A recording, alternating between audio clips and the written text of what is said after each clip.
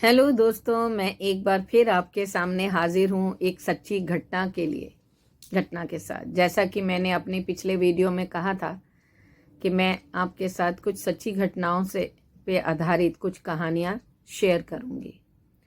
पर इससे पहले कि मैं ये कहानी आपको बताऊँ, मैं फिर एक बार बोलना चाहूँगी कि ये आपकी अपनी पर्सनल ओपिनियन है कि क्या आप सुपर पावर्स में या भूत प्रेत में यकीन रखते हैं या नहीं। देखिए, ये कथा किसी के साथ घटी थी जिन्होंने वो कहानी मेरे साथ शेयर की थी, जो मैं आज आपके साथ शेयर कर रही हूँ। ये कहानी अलीगढ़ की है।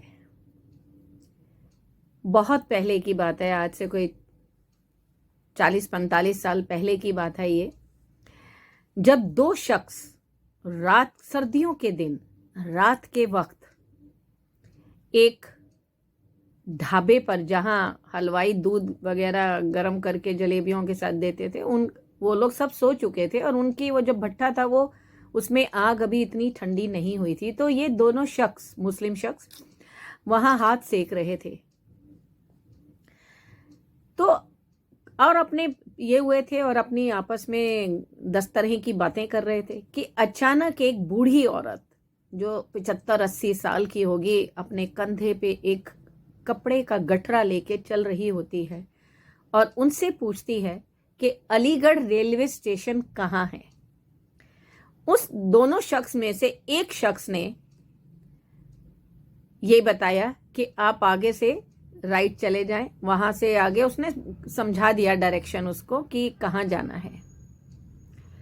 लेकिन तभी वो बुढ़िया बोली कि बेटा, रात बहुत हो चुकी है। रात भी करीबन 1 बज चुका था। तो पहले शख्स ने बोला, अम्मा, तुम इतनी रात गई, यहां पे क्या कर रही हो? क्या तुम्हारे घर में तुम्हारे परिवार वाले नहीं हैं और तुम अकेले कैसे आई हो, और वो भी इतनी उम्र में चल रही हो रात के वक्त, वो भी ठंड में? उसने बोला, बेटा, मेरा कोई नहीं है, तुम मुझे बताओ और रास्ता कहाँ है। तो वो रास्ता बता देते हैं। लेकिन तभी वो कहती है, बेटा, मैं बूढ़ी हो चुकी हूँ, इतनी दूर कैसे पैदल जाऊंगी।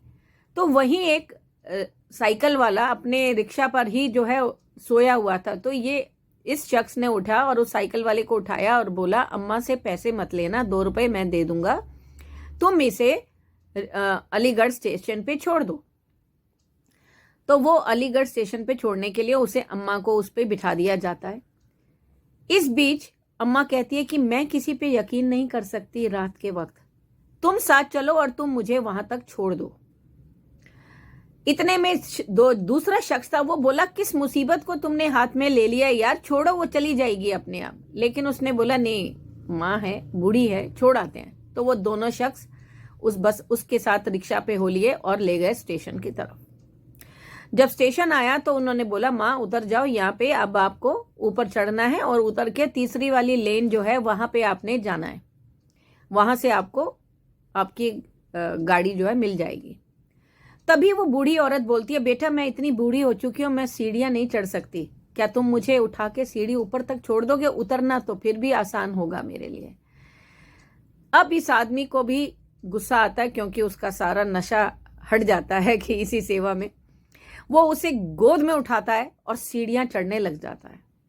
जैसे जैसे वो सीढ़ियां ऊपर चढ़ता है, करीब पहुंचने वाला होता है, उसको लगता है कि बुढ़िया का वजन शायद ज्यादा होता चला जा रहा है। और जैसे जैसे ज्यादा होता चला जा रहा है, वो उसकी आंखों की अचानक उसकी तरफ देखता है तो उसमें उसकी आंखें मुर्गे की आंखों की तरह गोल गोल गोल गोल गोल गोल घूम रही होती हैं। वो घबरा जाता है। लेकिन तभी उसका दूसरा दोस्त जो नीचे खड़ा होता है, वो बोलता है, अरे छोड़ दो इसको, इसकी टांगे तो नीचे रह गई हैं, तुम किसे उठा के लेके जा रहे हो? अब क्या, अब बारी थी चौंकने की।